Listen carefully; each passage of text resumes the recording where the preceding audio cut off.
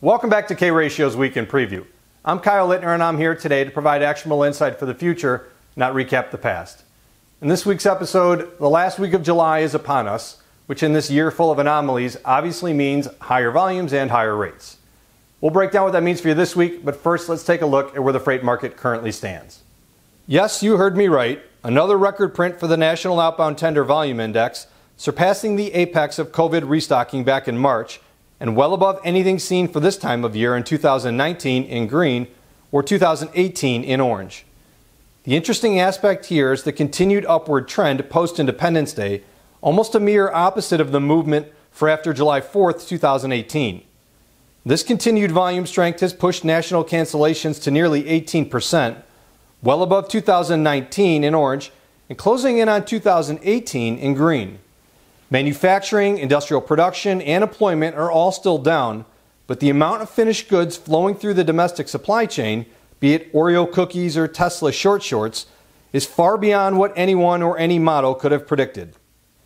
And this superfluous amount of freight set against a backdrop of lower truck capacity has resulted in national long-haul rates now up to $1.88 a mile, even surpassing this time in 2018 seen here in green.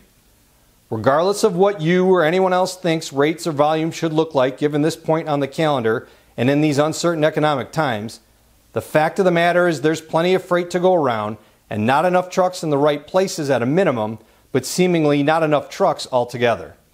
Loyal viewers of the show know the details behind what's been driving this freight rally, and those conditions do still persist. And while last week we did get to the bigger developing story of the convergence between spot and contract rates, it's time we get to something we've been hinting at over the past few weeks.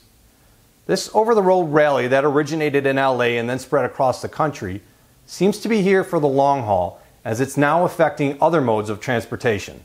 Though lagging and slower to change, intermodal rates out of LA have dramatically jumped higher, but that's not what caught our attention because of the slow-moving aspect of the rails and the fact that much of what's been driving this rally has been the expedited nature of this volume surge. Which brings us to this next chart, depicting the outbound tender volume from Memphis, and that reading is the highest since FreightWaves began reporting in March 2018. Air cargo volumes across the country have soared since the pandemic hit and remain so elevated that FedEx has brought idled planes back online to meet demand.